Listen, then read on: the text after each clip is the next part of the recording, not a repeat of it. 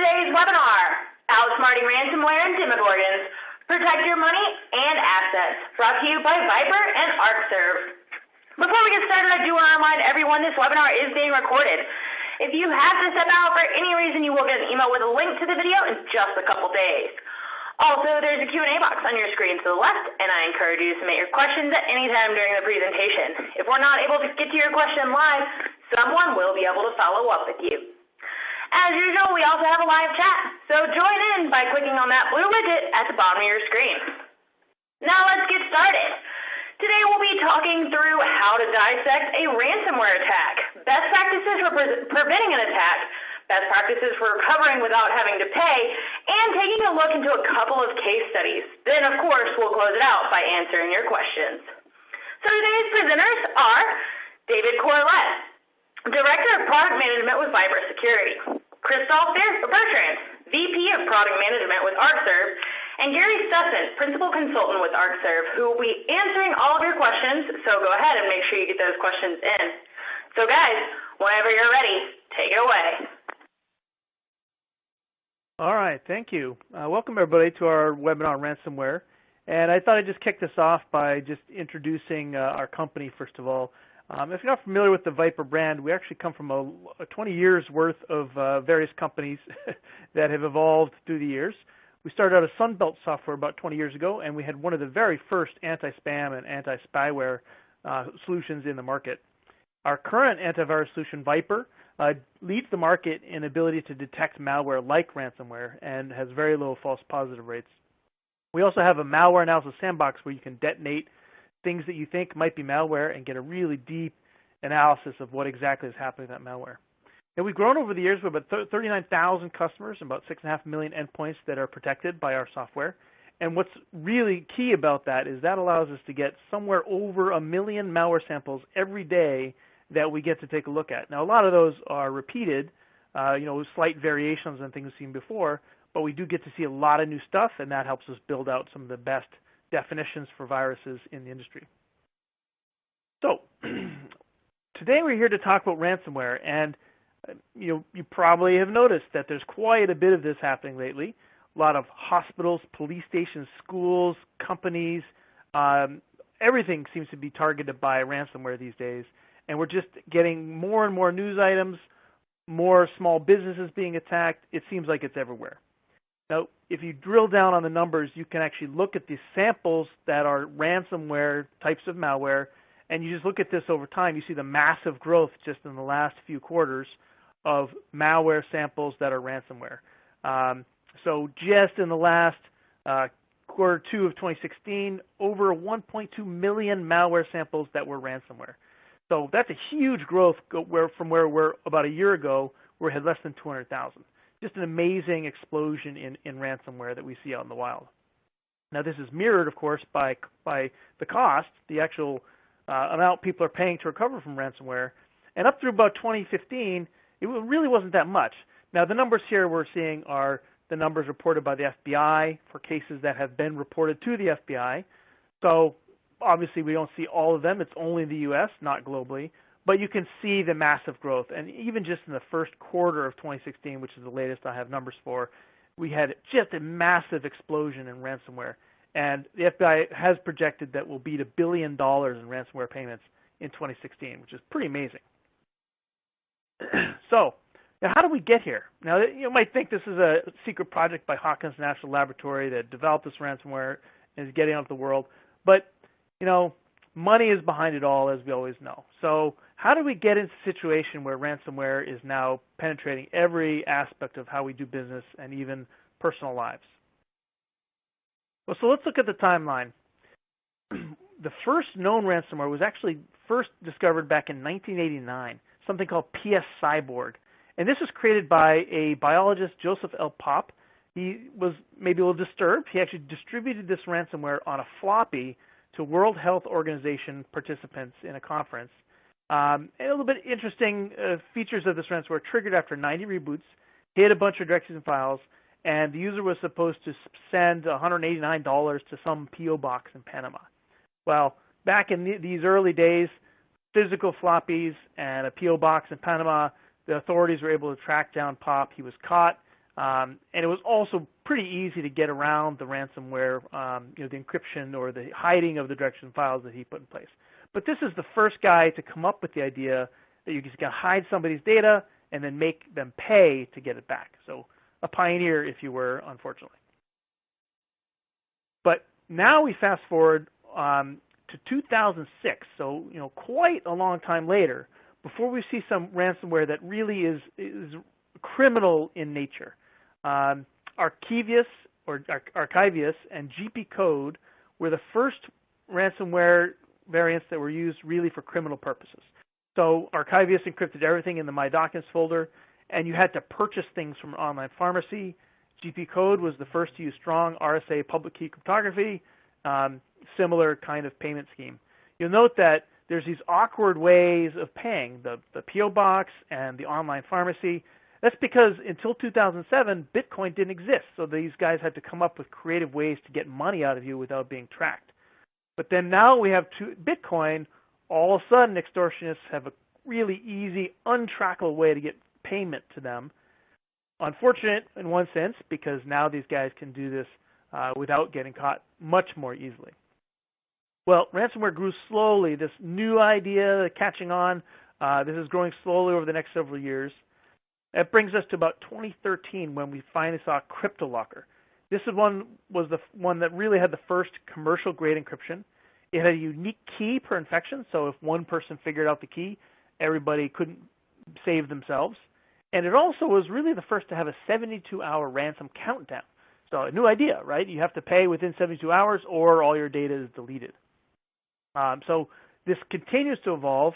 CryptoLocker was really the first one that just had a huge uptick in the number of infections and ransoms paid over a very short period of time.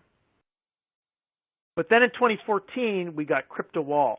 Now, CryptoWall was a little bit different because it was you got an infection via an advertising network, and it was compiled HTML built into the ad networks. So these attackers put these into these ad networks, and then anytime you visit a website, all of a sudden you'd get this ransomware on your system. That was really a new way to deliver the ransomware, and it was much more effective than previous methods. The other thing that CryptoWall brought us was Tor-based command and control. If you're not familiar with Tor, it's the Onion router. It's a super secure, highly private way to reach out over the internet and get data from somewhere else. It's much harder to track than a standard point-to-point internet communication. So this has also allowed the hackers to, these ransomware developers, to hide their identities and prevent themselves from being found. It also used AES encryption. It was smart enough to delete shadow copies. So even if you had backups on your local system, these shadow copies of your critical data, you still were out of luck. And CryptoWall, that got 600,000 infections in just 6 months. So really a massive explosion of ransomware. One of the first that was so popular that it spread like wildfire. Now, in the last couple of years, we've just seen so many new variants. TeslaCrypt, Dridex, Locky, Phantom, Petya, Samas, Zepto, Bart, all the ones listed here. Just so many different variants, new ones coming out pretty much every week, it seems. And as you saw from the earlier charts, this pairs up with the massive growth in the number of unique samples, and also the number of infections and the number of amount of ransomware paid. So just a huge growth in ransomware, particularly in the last year and a half. Okay, so next question. How does ransomware get in? How does this stuff actually work? Let's drill down on this a little bit. We'll give some detail and some color around how ransomware actually gets into your system. So if you think about your network environment, whether it's at home or in the office or at some large company, there are really 3 different ways that untrusted code can get into your environment. And we'll say one is the network, things that come in through your firewall. This could be visiting a website and you're downloading a file, or it comes in over HTML. It could be Telnet or SSH or any of the common network exploits. Hopefully you don't have Telnet enabled on your firewall. But it's all these direct, real-time network protocols. Another vector would be email. Someone sends you an email and there's a malicious attachment. There's a little crossover there with network because maybe they send you an email that has a link in it and you click on the link and you end up going through the network. So it's combining multiple vectors. But fundamentally, network and email. And then the third vector someone could get in is they come in through the door. USB stick, a floppy, if you still have those, some kind of media that you plug into one of your systems in your environment, or maybe you bring in a laptop from home or a mobile device from home. So there's another way to get into your network, and that's through the door onto your endpoint. Well, attackers are trying to leverage pretty much all of these different vectors. Emails coming with malicious attachments or malicious links. They're using social engineering techniques to get you to click on them. And then on the network side, you've got protocol exploits, malicious sites with ads or other kinds of malicious content. And then you have infected media and compromised devices. We've seen ransomware come in through any and all of these vectors depending on who the developers are and what method they chose. Some of these are more appropriate for very targeted ransomware attacks. Some of these are more mass distribution, bulk methods for trying to get into people's environments. So the ransomware gets in your system. It then attempts to hide your data or encrypt your data or basically prevent you from getting access to data. And again, we've seen multiple different techniques. We've seen lock screens so that the data is still there, hasn't been touched, but you can't get into your system. We've seen master boot records that get encrypted so you can't boot up or mount your hard drive. And we've also seen crypto ransomware where it actually takes your data and then encrypts it in a highly secure way so you can't unencrypt it, you can't get back to the data you used to have. I'll give you a couple examples, drill down into some real details on how a couple specific kinds of ransomware works. So let's look at CryptoWall 4 first. This is the fourth iteration of CryptoWall. Again, there's thousands and thousands of individual ransomware samples that are the same basic variant of CryptoWall. They work basically the same way, but they're slightly tweaked so that it's not as easy to catch them. This one was a phishing email, delivered as a phishing email targeted at telecom execs. In that email was a zip file with a malicious macro that was in a Word document. And when you opened up that Word document and you had macros enabled, it would drop and run a file called comprendre.exe, which is an Apache Trojan variant. That would fork servicehost.exe, which would then reach out to a website and download a bunch of other stuff and then delete itself. The additional content downloaded would fork Explorer.exe, spawn another service host, and then grab a bunch of additional data, and then start to encrypt the data on your disk. It would also disable system restore by altering registry, and would delete the system shadow copy using Windows tools like VSS admin. And what you see here, aside from the list of features, on the right you see an example of the email that these telecom executives received. It looked like a sort of benign booking emails, a flight got booked. You can imagine someone saying, oh, I don't remember booking a flight, and clicking on that to see what the details are. And then set on top of that is the output from our malware analysis sandbox that shows you the detailed behaviors as we trace the execution of that malware in our sandbox environment. Now looking at another one, this one is Bart. This is kind of similar to what we've seen with Dridex and Locky. It also has a phishing email, but in this case it is an email about photos, and the zip attachment actually contains a JavaScript file with malicious code in it.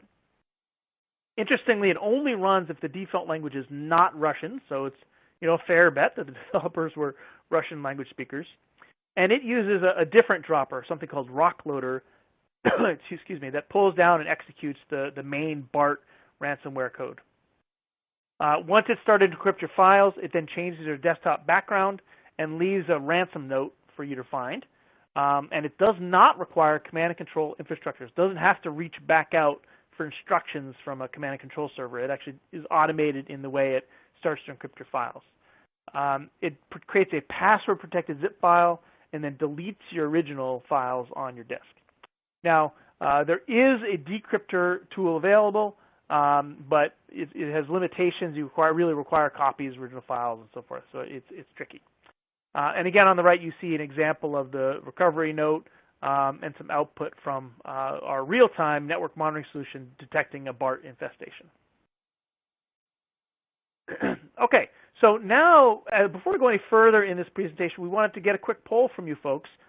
We suspect that most people have been hit by ransomware. So you've got a couple of questions on your screen. Has your organization ever been hit with ransomware? So please click on yes or no directly on the screen. Don't put it in the Q&A. We'd love to get kind of a quick poll, get a sense for what the popularity or whatever the opposite of popularity is in terms of the folks on the call seeing ransomware out there in the real world. So everyone go ahead and click yes, no now. We'll give you about 20 seconds to respond. Got about 54% responding so far. Come on, guys. Okay, 5 more seconds, and okay, let's see what we got. All right, these results are pretty consistent with other surveys we've seen. Almost 2/3 of you have actually been hit with ransomware. That's a huge number. And that tells us a couple things. One, this is extremely common these days, unfortunately. It also tells us that the tools you guys have in place are probably not protecting you in the way that we'd really like them to. Okay, so let's talk about how we can prevent ransomware from affecting your organization. So trust no one, good mantra to think about. And we're going to start talking about prevention by talking about user training. This is the trust no one aspect. So first of all, most, but not all, most ransomware requires a user to do something. So they have to click on a link or an attachment, something like that. And most of the time, they get an email that they have to they click on an attachment or a link. So one really obvious thing is train them not to do that.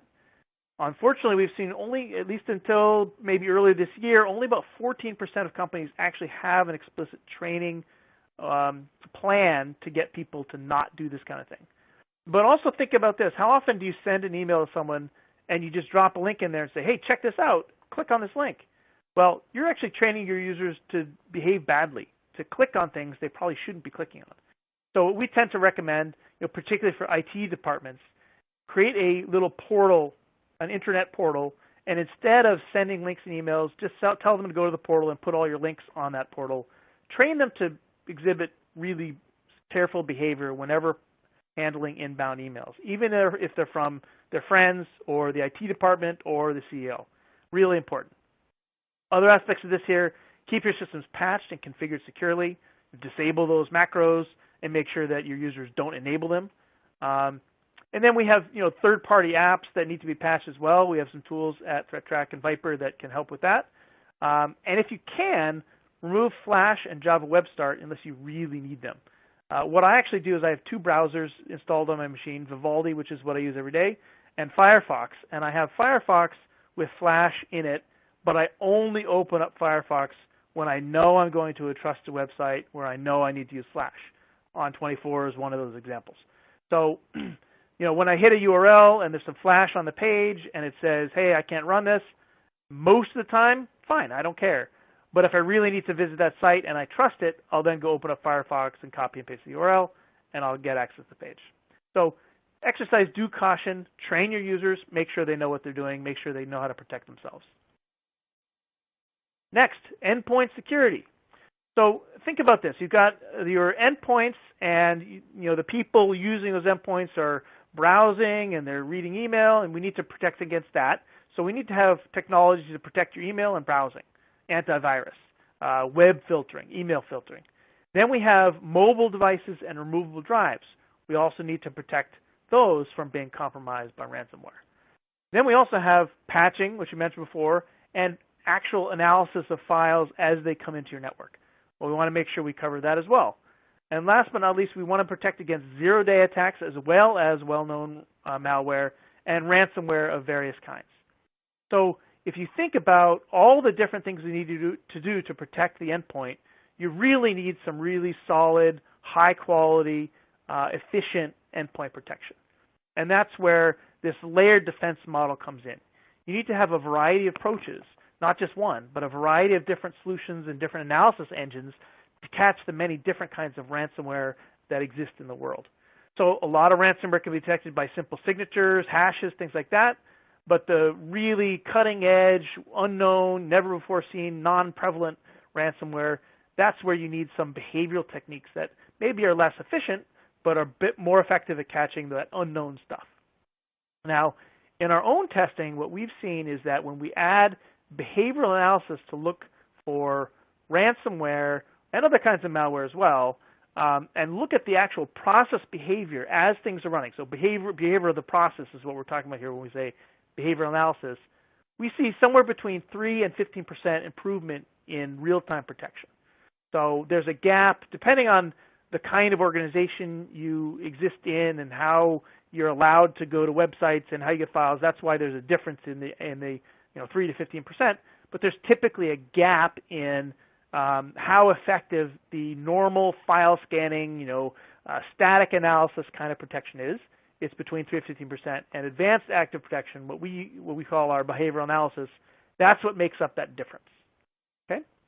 Now you can see the effectiveness of that approach in the most recent AVcomparatives testing. This is an independent antivirus testing organization. We've achieved 100% block rates and 0 false positives consistently over the last several months because of the strength of our solution. So you're going to need to make sure that you have a strong, solid endpoint protection solution that can protect your endpoints. And then, of course, there are other things you might need if you have BYOD or IoT or firewalls and routers that can't take endpoint protection. You will also need some network protection, email filtering, and things like that. Okay, so we have endpoint protection. And then the last best practice we'll talk about is a solid backup and recovery strategy, because it's actually mathematically provable that there's no 100% effective malware protection solution possible, just the way the math works out. So it might happen to you. You might have a device that you didn't have a chance to get AV on or something like that. And so we have to think about backup and recovery.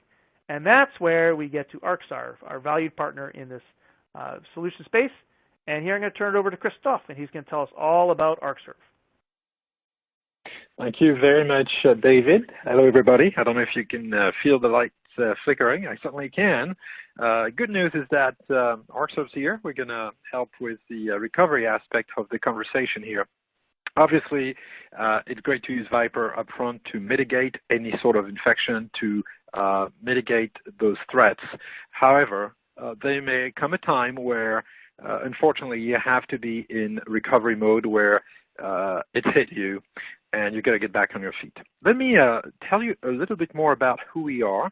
You may know the name from the past. We've actually been around for quite a bit of time as a company and as a brand. Arcserve was formerly part of CA Technologies, but now we're an independent company. So if you know us from the past, things have changed quite a bit, as a matter of fact. We have been independent for 2.5 years now, very successful in our market, which is the backup and recovery market, as well as the high availability market. We have a number of solutions that are essentially unified under the banner of Arcserve UDP, Unified Data Protection.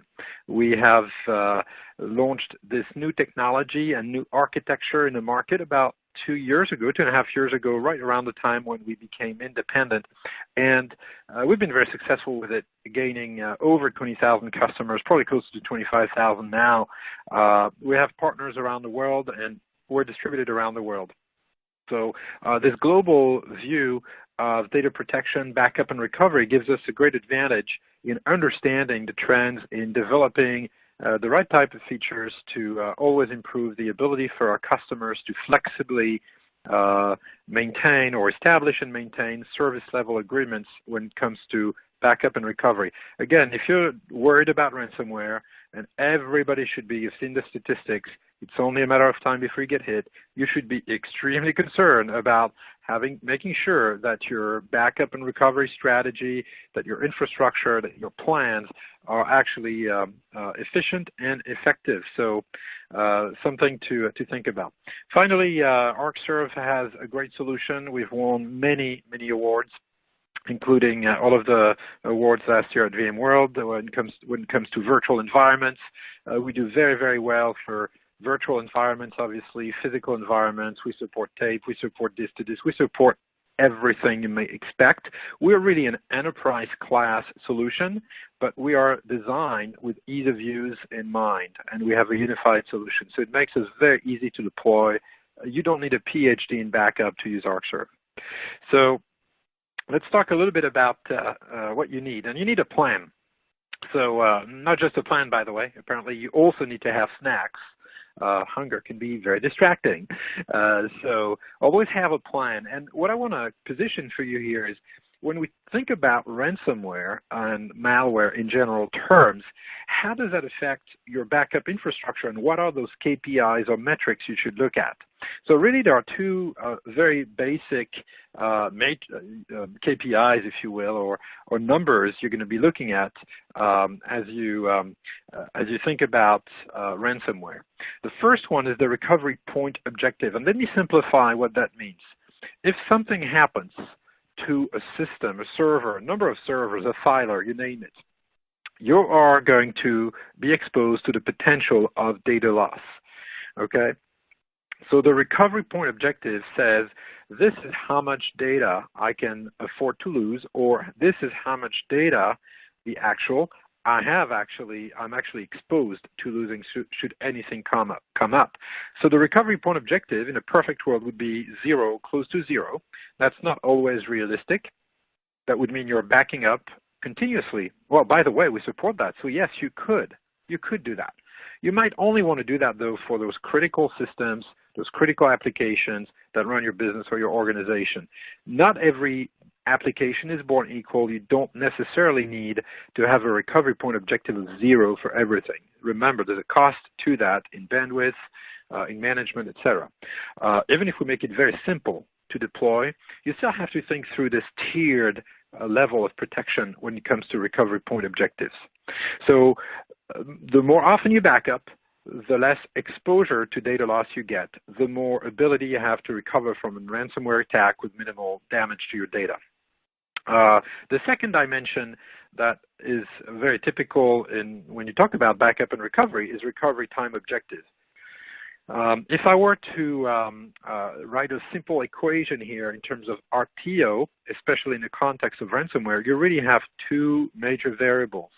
The first one is when do you declare that you've cleaned up the infection? That may take you time. So you get infected, you get an issue, you have to clean it up before you start recovering, ideally, right? Because otherwise you're going to keep perpetuating the problem. So you need to fix the infection unless you have a very advanced recovery capability that allows you to recover into a totally different environment and run from there, which, by the way, we might also recommend to help improve recovery time objectives. The second dimension is the time it takes you to recover the actual systems from the backup. Well, with the technologies we use in our technology, Arcserve UDP, we make that very, very quick. We have an option that gives you essentially a rewind button and an immediate failover and failback. We have another set of capabilities that leverage virtualization, so you can instantly use a virtual machine that you spin up to go recover those nodes that you've backed up, and you can actually go run those nodes from the virtual machine or virtual machines you've set up. We also have a virtual standby capability, so you have those critical systems essentially ready to go in that virtual machine, ready to go with the latest backup at all times. So this is very, very powerful. This is a way to improve your recovery time objective. So two dimensions, recovery point objective, recovery time objectives. Now, what I've described is really akin to what I would call an SLA Dial, where in your infrastructure, what you define for when it comes to backup is different levels of protection. So for example here, you could have a good level of protection. That means you have daily backups, you're going to have the ability to spin up an instant virtual machine, as I just mentioned. You're going to be doing some testing on a regular basis here. We're suggesting quarterly. And maybe you also leverage tape for offsite data storage, which of course is something we'll talk about in a minute. You could decide that you have systems that fall within a category that requires more protection, where you're going to really leverage a number of other technologies that come in the picture to protect data with that high level of service level. Maybe you include here replication to a disaster recovery site and leveraging that virtual standby capability, as I mentioned, so you always have those systems ready to go in a virtual machine should anything come up. And then you could decide to go all the way with full high availability for your mission critical systems. Of course, we offer a number of capabilities in our solution around what we call assured recovery, A short recovery is the ability to go test your disaster recovery plan and get a report out of this. And that report gives you a very good sense of what you can actually achieve. It gives you the actual, and it gives you a proof. And it's done disruptively so that it doesn't influence your production environment. So that's what the SLA Dial in a nutshell. And this is what our technology really allows you to do. So think about this old boring thing that backup is as something totally different. What you have to think about it when it comes to ransomware is, what are my service levels? Where is that dial that protects me the way I want to be protected should anything come up? And again, remember, it's only a matter of time. You probably won't catch everything. The other thing you need is a secret weapon. And I think this one comes from another show. I'm sorry. Wrong show here, but great weapon. Now, let me just tell you that you might be able to use this figuratively when you use UDP. Let me show you a couple of examples about that as I build up the architecture of the product. First of all, first thing first, protect yourselves locally, primary site. And I'm showing you a high-level architecture diagram here of UDP, which is our unified data protection solution. I won't spend too much time on it. I'll go, as I said, I'll go into a couple of examples. But you need to understand the architecture before I can explain how some of our customers have actually recovered. First of all, local protection, local site, you have your virtual machines, your physical machines, whatever the case is, and you're going to back up to your local recovery point server. That's essentially the backup server, and that's the brains of the operation. By the way, did I mention that we use deduplication, global deduplication source side? So we're very, very efficient. We can literally squeeze a lot of that backup data onto a much smaller footprint. We see results up to 90%. When we do that. So 90% of the data essentially becomes compressed. Lots of savings, faster backups, and lots of other benefits as you expand the picture to include maybe some branch offices. And by the way, here I'm showing that our software all runs on an appliance, the UDP appliance. So you could deploy an appliance that has everything you need on it, all the licenses, the server, the storage, everything's on it, the networking, and it runs UDP. As long as you run UDP, it doesn't matter whether you're talking from software to software or appliance to software, any permutation works. By the way, we support long-distance replication. It's optimized for WAN replication. Again, we have customers around the world and sometimes customers who have to deal with very poor bandwidth conditions, and we do really well in those environments as well. So as I build this up, you may be in a situation where you're using a third party, maybe a service provider, maybe a disaster recovery site, and you may still have some tapes off-site, which actually, when it comes to ransomware, may not be a bad idea for a number of reasons, and we'll talk about that. But regardless, the point I'm making is once you have a recovery point server, you can replicate and have as many servers as you want. You can replicate this deduplicated data, and every site will benefit from that global deduplication. So you're highly efficient. You're carrying that efficiency across all of the sites. Finally, we embrace and support public cloud and private cloud, as well as our specialty cloud that we call Arcserve Cloud, where if you have a public cloud partner, we can send files and folders to it, and we are building up a number of new capabilities in our upcoming release to do even more with public cloud environments to fully leverage them as disaster recovery sites for you. So what I mean by this is very simple. You have options. Not everything that you see here might be meaningful for your specific environment, but I guarantee you that a lot of these capabilities and a lot of the possibilities that we offer are going to help you get to that SLA dial, to that ability to recover data at the point you want it and in a very, very timely fashion. That is critical in the context of ransomware.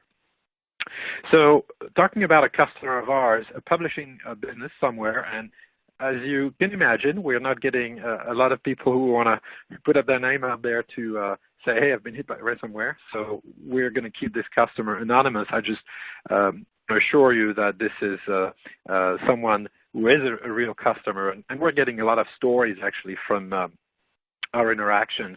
But, of course, we will keep this information confidential. However, I can give you some metrics and details of what happened to this individual who was running essentially the data protection or the IT, a number of IT functions and sub-functions in his environment, but he was definitely the data protection guy in this case.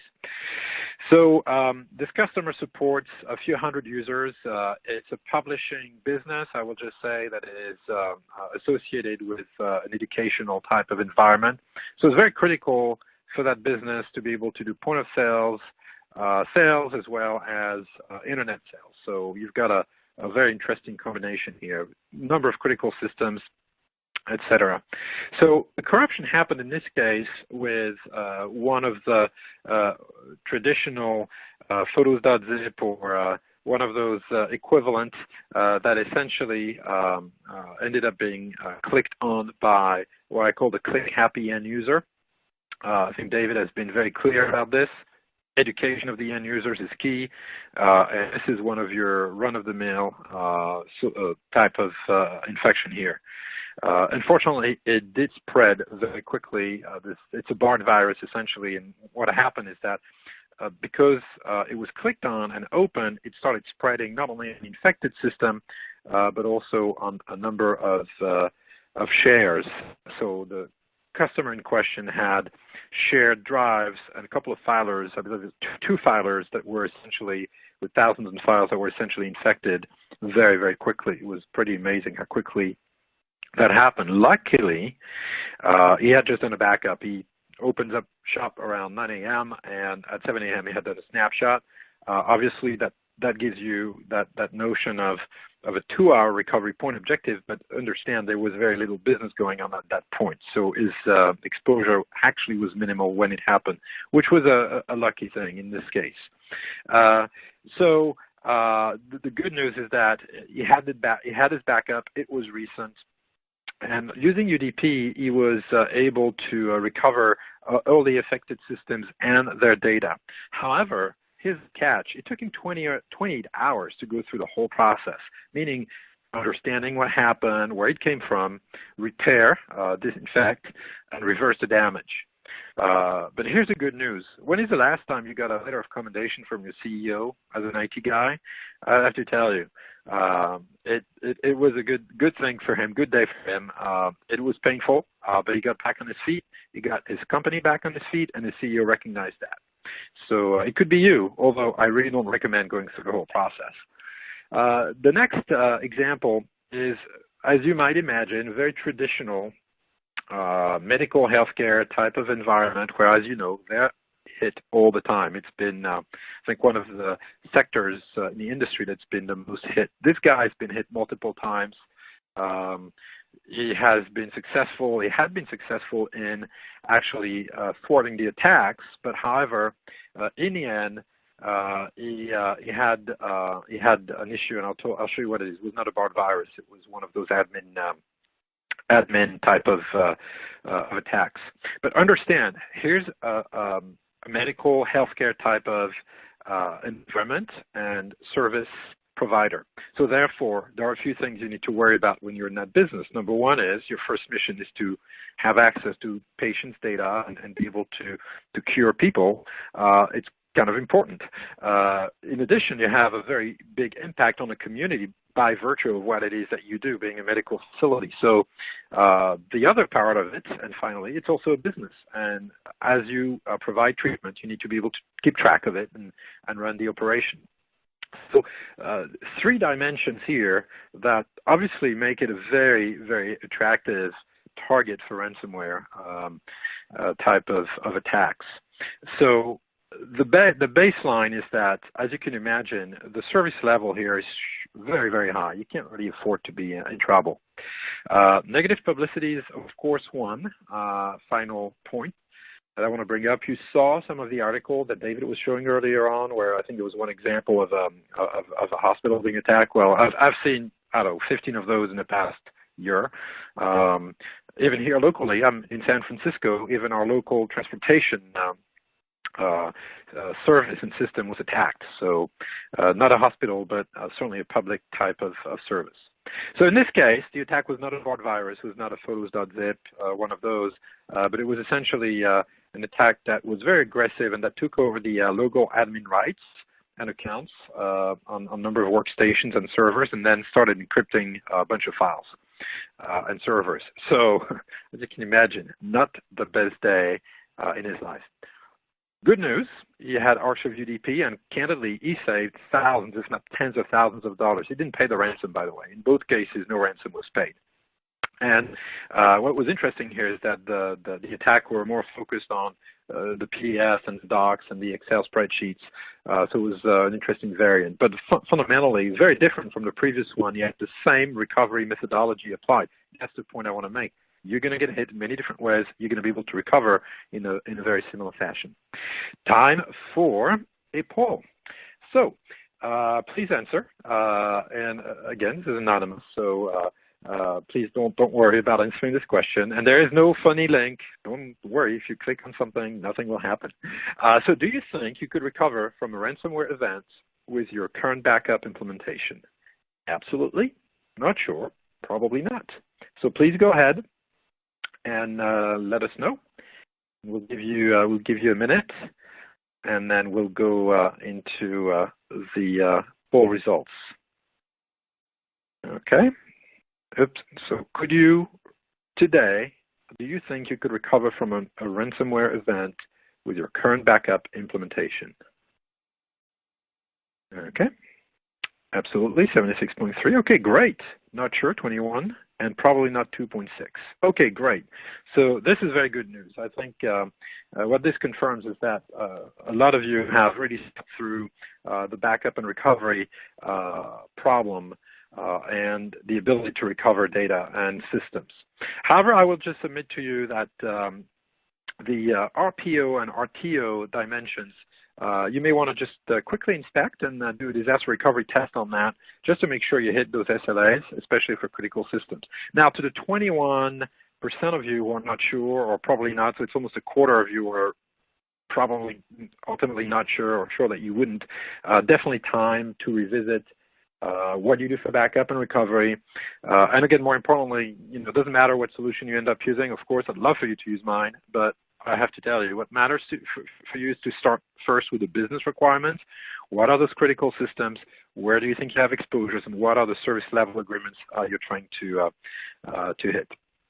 So best practices for you, and I really want to cover that in a couple of phases here. The first things first, the protection of the source machine, and really the ability to protect yourself from that infection in the first place.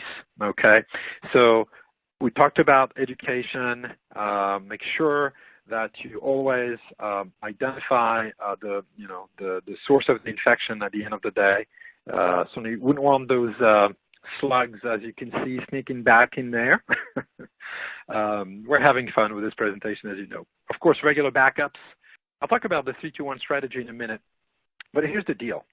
The 3-2-1 says, you want to have multiple copies, you want to be in multiple locations, you want to keep at least a copy offline. And it could be 3-2-1, it could be 4-3-2. The point we're making here is very simple, is that you really have to have multiple points in time to be able to recover at a point that is good before the infection happened. Again, if you use continuous replication and high availability, you really have the ability to rewind, which is an option we offer. Very few vendors offer that option. More importantly, you have to think through the fact that you could get a whole site infected, so it's good to have copies of your data off-site so you can go to a disaster recovery site, as long as the infection hasn't spread there and that you haven't perpetuated the problem to that secondary site, willingly or unwillingly, obviously. The point is that you have the ability to then fail over somewhere. And then should anything fail, remember, if you have an offline copy, and we have a couple of options with our solution to do that. If you have an offline copy, well, by definition, it can be infected. You can use that to recover the backup server and to recover the systems that you have lost to ransomware. So applying these best practices, starting at the source, starting with training, and really understanding the ability that you have to leverage virtualization in the process of improving your recovery point objective. This is the first step. The other best practices we recommend is to protect the protector. Now, there are lots of instances of malware in a number of platforms. Right now, the big one that we're seeing emergence on is Linux. So a number of vendors have been saying, oh, well, if you're in a Windows environment, you're more exposed. Well, I think that's not necessarily 100% anymore. If you use Linux as well, you have this risk. So replicate the data offsite or to a cloud location. Now, that, again, cloud is a great way of having data offsite. There are some costs associated with that, so you need to optimize for that as well. But go offsite, you can also leverage tape. And of course, there's always a chance that your backup server could get infected. As I said, if you don't take the precautions, it could get infected. We have best practices we recommend to our customers that are very specific. We have a number of administration capabilities to protect from users that are not allowed, obviously. But if somebody walks to the backup server and sticks that USB stick in it, well, what can you do, right? There's always that chance. But make sure that essentially the ransomware is not going to be able to access your backup server. There are some things you need to do in terms of where you position the actual backup data so it's not accessible, et cetera, et cetera. So many possibilities there. And then you can also periodically copy your recovery points to offline media. So what we mean by that is tape. We can also, in our solution, we give you the ability to copy the store to a portable NAS device, for example.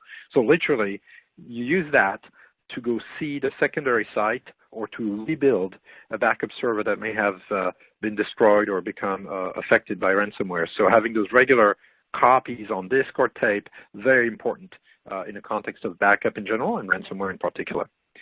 So with this in mind, I would like to now turn it over back to Emily for our Q&A session.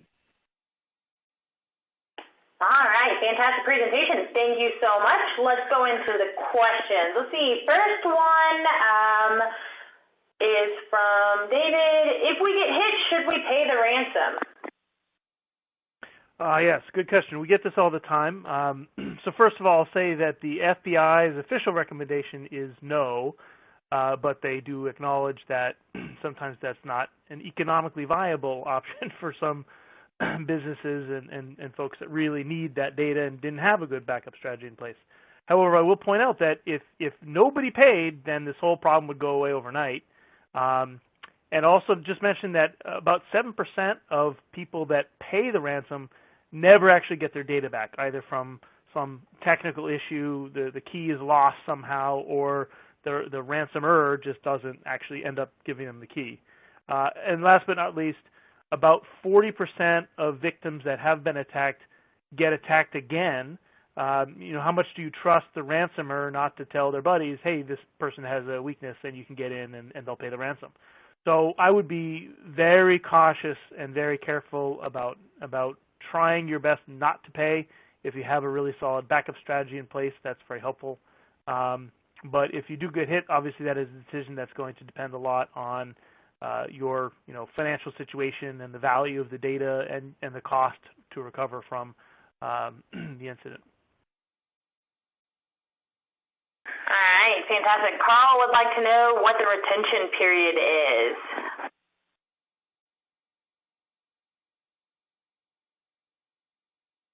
Probably Gary. Gary, maybe Gary, that would be a good question for you.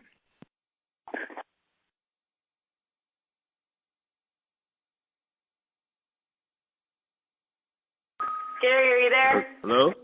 Yes, I am. Can you hear me? Oh, you are. We can hear you. Can you hear me? Okay, good. Yes, we can hear you. Were you in the third dimension somewhere? I thought I was on mute. I apologize. But to answer that question, he was in the upside down.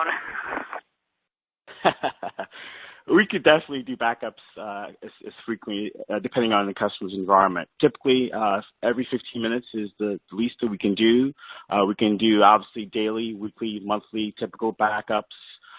Keep in mind when we do a backup, only the change blocks that we did, from our previous backups are done to protect us. So keep that in mind. We no longer need to do full file level backups like in the old days. Today we do, again, image level backups with block level incrementals. And on top of that, remember, we do, again, global and social ID dupes. So our backup, we could definitely do every 15 minutes, and it's going to be a lot less than you can think. But also, remember, we can do high availability. So for those environments that needs that 0-second RPO, we can definitely protect that as well. So Arcserve gives you the flexibility depending on the RPO and RTO and the environment. All right. Trent would like to know, what do you guys recommend for endpoint training? We have training. Oh, go ahead. Oh, go ahead, David. I was just going to say. Arcserve provides. Sorry, Gary. Sorry, go ahead. Go ahead, David. Oh, geez. Now we're just going to keep going back and forth. I'll just kick this off. So I don't know what you mean by training, whether it's product training or general security training. I mentioned the user education aspect.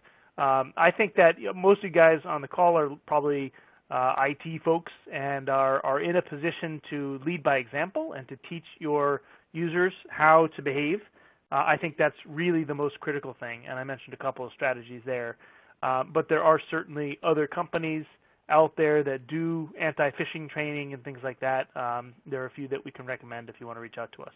If you're talking about product training, we also have that. And Gary, I'll turn it over to you to talk about training for Arcserve and other aspects of what you guys do.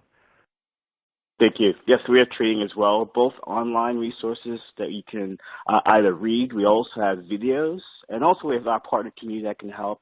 YouTube is also another good resource. So we have lots of ways to get the product educated. And also, don't forget, support's included. So any assistance, we have 24/7 support available as well.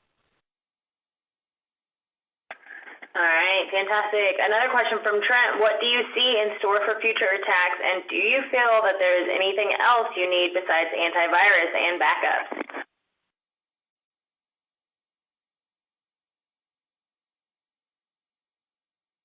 I'll chime in. In my experience, I'm seeing these threats currently today.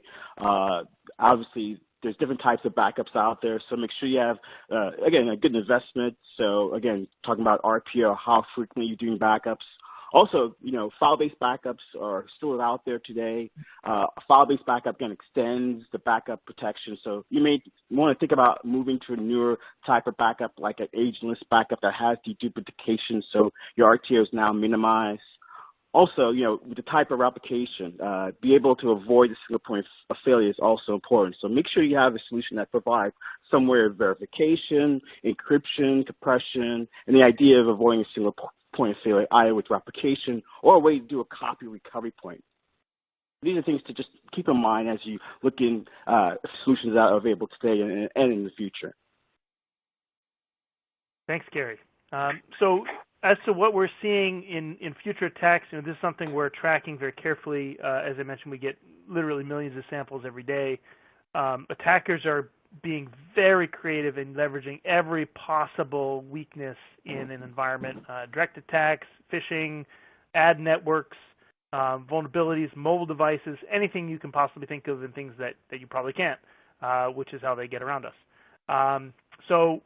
We're going to see the rate of attacks ramp up. I also think we're going to see government wake up and start to try to do more to protect us. You might have seen recently a couple of pretty large networks of mostly DDoS providers and folks like that are finally being brought down by government initiatives. It's a problem because it's an international phenomenon, so it's not, you can't really go after, it might be attacks in the U.S., but the perpetrator is in Bulgaria somewhere or something. So tricky problem, but we obviously need to do something. We can't continue to do business as we have been doing.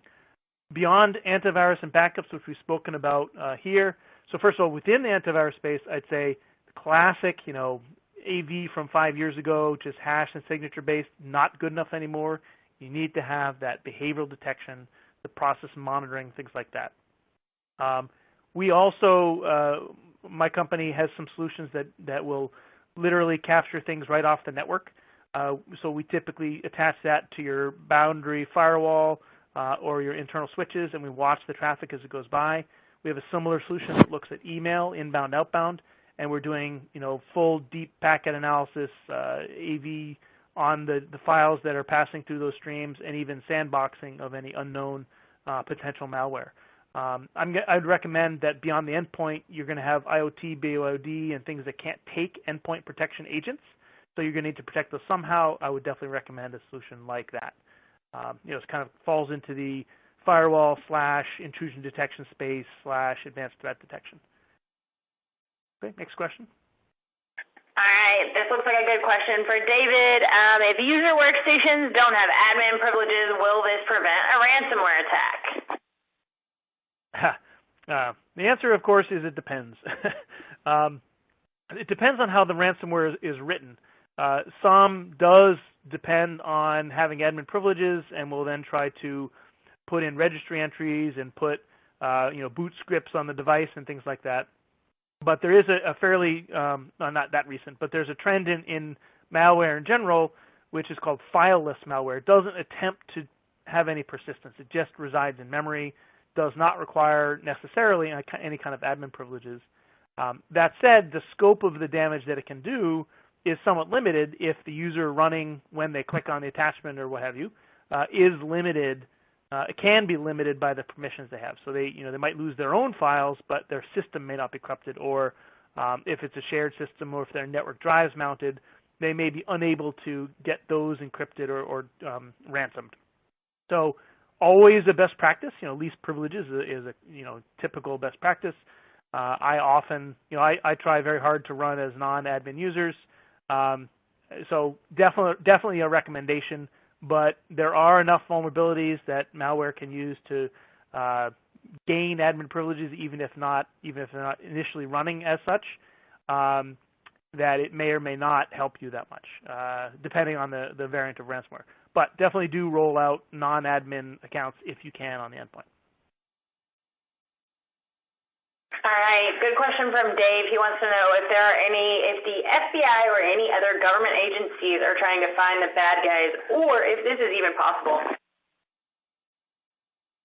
Yeah, I mentioned that just a moment ago. There have been a couple of well-publicized takedowns fairly recently. It is extremely hard to do. We don't have a lot of cooperation internationally, but I'm starting to see more of that. And what's interesting is that if you look at the FBI, and by the way, I'll plug the IC3, which is www.ic3.gov. They do track this kind of fraud as well as other kinds of fraud.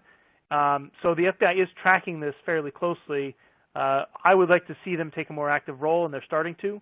But it is obviously a challenge to attribute this exactly where ransomware came from. So it is hard, but it is in some cases possible. All right. Josh would like to know, does ransomware affect companies of all sizes?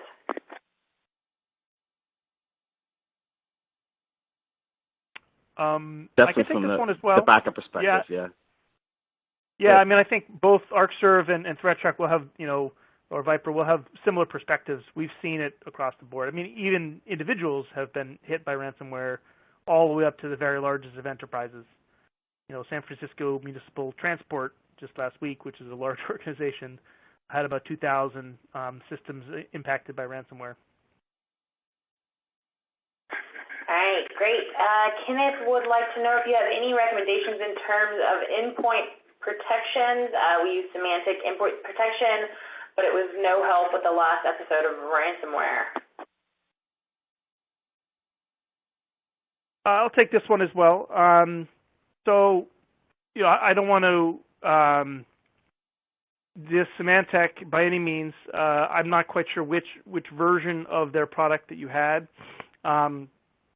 We have multiple levels, some of which have more advanced active protection in our solutions. Obviously, I would recommend ours because we believe it's one of the best in the market. But as I said, no solution is going to be 100% perfect. There are academic papers written about that very topic, and it's an arms race between the defense and the offense, right? So I would definitely look at the testing agencies, AVcomparatives, AV-Test, ICSA, and so forth, and look at comparatively. What they do is they capture a bunch of recent ransomware and other kinds of malware samples, and they run them through the different endpoint protection agents and see which ones catch what. So it'll give you a bit of a more objective analysis as to what's effective and what's not. And I don't happen to remember off the top of my head how Symantec stacked up most recently, but that is a good source for objective analysis on that front. All right. Robert asks, is it even worth bothering to pay? I think we already covered that one as should I pay the ransom? Yep. Okay, awesome. Looks like we are pretty much out of time then, so we will kind of wrap it up. We do still have some questions, but like I said earlier, if your question wasn't addressed, we will be able to follow up with you. All right, guys, thank you so much for that fantastic presentation. We will start with David. David, do you have any final words for our audience? I do not, but thank you, everybody, for attending. All right, Christoph, do you have any final words for our audience? Yeah, just check your backups and your RPOs and RTOs. That's the most important thing. All right, fantastic. And finally, Gary, anything you'd like to add? Yes, always have, an offline copy, always avoid a single point of failure. That's it for me. All right, fantastic. Thank you so much. I do want to remind everybody that if you had to step out or miss any part of this presentation, you will get an email with a link to view the webinar on demand in just a couple days. Want to say special thanks to both Viber and Arcserve for creating today's content and sponsoring this great event. And thanks to each and every one of you for tuning in today. We hope to see you back soon for another Spiceworks Partner webinar. Until then, stay safe and keep it spicy.